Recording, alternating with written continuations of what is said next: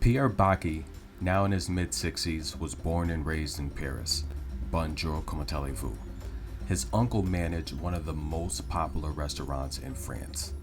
That would help influence the entrepreneurial spirit in Pierre, as he too would enter the restaurant industry and become very successful. He served in the French military, studied judo, and grew up loving sports. He actually played tennis, but admits he was not good at it.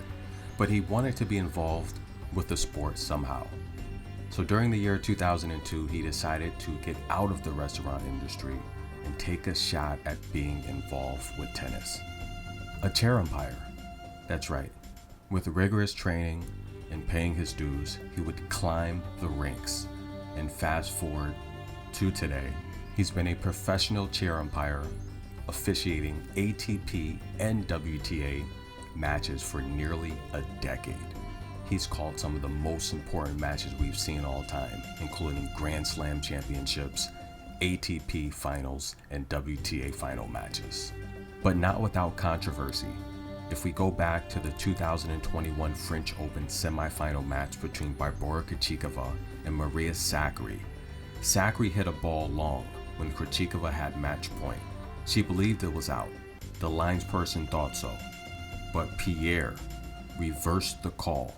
Not only did the spot of the ball confirm, the replay confirmed, the lines judge made the correct call, Pierre would overturn this call, creating uproar in the tennis community. Last year in Dubai, he was frowned upon for giving Iga Swiatek, the world's #1, a time violation.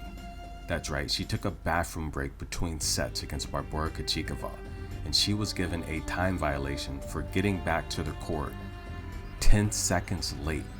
Okay, well, it might have been 15 seconds, but these last 2 weeks may have been the worst for Pierre Baki as a professional chair umpire on tour. He received enormous criticism for several missed calls and overturned calls during a match where the world's ranked #1 American, Coco Gauff, was competing against Karolina Pliskova from the Czech Republic in a quarterfinal matchup that was very important, high stakes, where Coco Gauff was robbed. And robbed? Well, that might just be an understatement. Brad Gilbert, Coco's coach, came to her defense right away, stating Pierre should not work the rest of the tournament. Andy Roddick came to her defense as well, stating Pierre, 1, was lying, 2, he was lying about lying, 3, he was wrong, and 4, denying Coco's request for a supervisor was unprofessional. Hall of Famer Chris Everett also came to Coco's defense, stating Pierre was wrong and the fact that he denied her right to speak to a supervisor was unacceptable. The main issue came after several missed calls when Coco successfully challenged a call that her serve was in, but Baki ordered the point to be replayed instead of giving the American the point. That's correct. Coco argued that because Pliskova had returned the ball and Baki's call came after the return, then she should be awarded the point as Pliskova hit the ball out. Based on WTA rules, Coco would be correct. Coco would then proceed to ask for a supervisor to get clarification on the rule, which she clearly knew, and Baki refused her a supervisor after asking and pleading at least 10 times. That was painful to watch.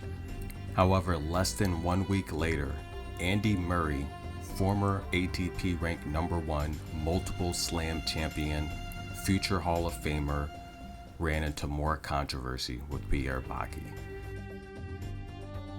Although wrong on several occasions during this match, Pierre did manage to conduct himself a bit more professionally when confronted about the calls. This comes amid scandals where we've seen professional chair umpires suspended for advising players on how to play. What are your thoughts? Should the professional tours, the ATP and the WTA, adapt similar policies such as other professional sports organizations like the NFL or NBA, to where if a player is awarded a challenge and it's shown that they are correct, should they win that point?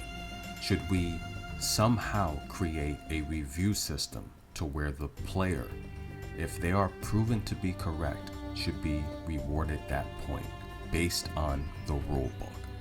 For example, in Coco's case, where it's proven via live replay that Pierre's call was late, and in fact, after Pliskova made contact with the ball, and since her initial first serve was in, Coco is rewarded the point.